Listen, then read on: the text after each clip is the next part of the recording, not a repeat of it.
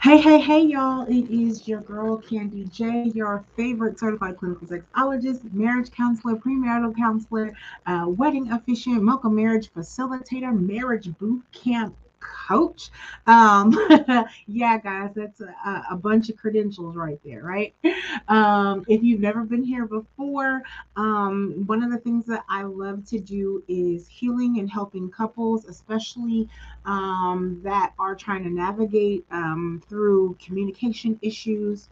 Premarital counseling is my jam because I think that you can get the dress, you can get the venue, you can get the limo, you can make up the honeymoon. But what are you doing to build up that relationship? What are you doing to cultivate and nourish that relationship so that it's long lasting? And 80% of people that get premarital counseling are less likely to get a divorce in the first 5 years or beyond. So we just set you up with some tools to help you, right? So today is not all about that though. I'm hashtag mental health, right? And so I just want to quickly talk about distress tolerance skills because lately a lot of people have come to me with some severe anxiety. Even dealing with some people in my personal life, I've had some people that have some severe anxiety, and I want to talk about radical acceptance for a second. Sometimes you'll run into a problem that's like simply just out of your control, and you're thinking it's not fair. I shouldn't have to deal with this problem, even though those ways of thinking only make it worse. Yeah, it makes it worse, right?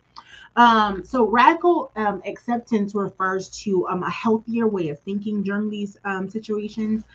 Instead of focusing on how would you like something to be different, you recognize and accept the problem or situation as it is, and then you're accepting something not. It, accepting something is not saying that you like it or you condone it. It's just learning how to accept problems that are out of our control and lead to less anxiety, anger, sadness, all of those crazy emotions that you don't want to deal with, right? And so let's take a situation like you find out that you went on this great interview, you thought you aced it, you was ready. Hey, I got this job, and you get a phone call or you get an email and it says, nope, you weren't the best candidate. And so, stuff like that happens, right? And the typical things that go through your head is, man, this wasn't fair. I did everything right. I know I should have made that job. I should have got it, man. Okay, so you didn't. So radical acceptance says it's frustrating that I didn't get this job, but I accept the fact that they felt someone was better fit for it, and it's okay. And that's not always the easiest thing for us to do, right? Radical acceptance is something that you have to practice, okay?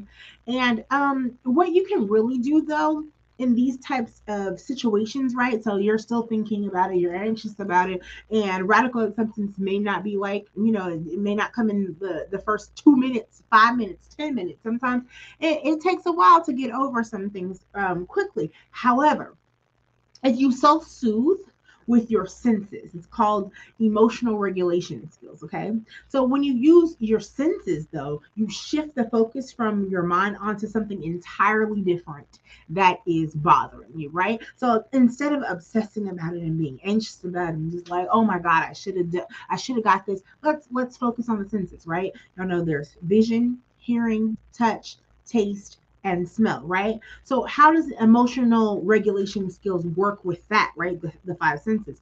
So first of all, let's think about the sight. Let's think about vision. You want to stimulate your eyes. Go for a walk out in the park. Cut out some interesting pictures from a magazine. Look at some art. Pay attention to the sights.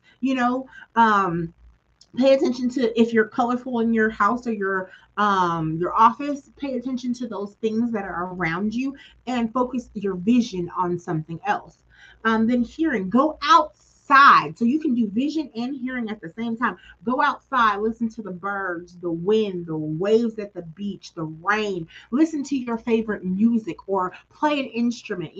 I used to play piano as a kid and it was the most soothing thing ever. Then I switched to the flute and it was the most soothing thing ever. But now I have music in my ears, and when I feel a certain kind of way, y'all know music changes everything for y'all sometimes. Hello? Hashtag music, and if you feeling what I'm putting down, right? Um, and in fact, hashtag what's your favorite song to like get your jam on, get your mind out of a situation in your head, right?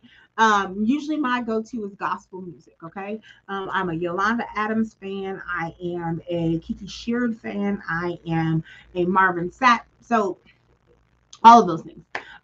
Smell. Okay, aromatherapy. Take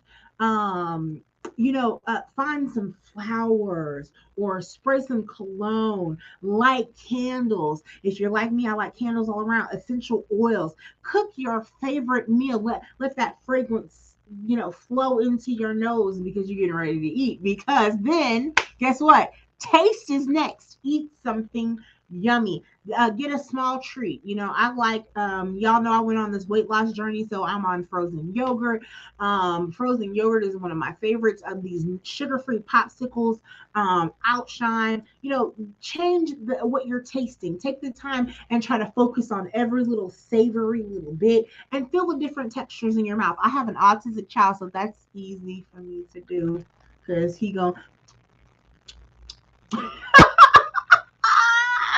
Colin G, those of y'all that know. And then the last one is touch. Take a warm bath. You touch the warm water. Get a massage. Your favorite blanket, a piece of paper. If you're like Colin G, go rub the carpet. Pet your cat, pet your dog. That's one of the reasons why we have emotional support animals, right? Because they provide something that takes all of that emotion out of us, right? Go outside and feel the trees, horses. Any animal that gives you comfort would do, right?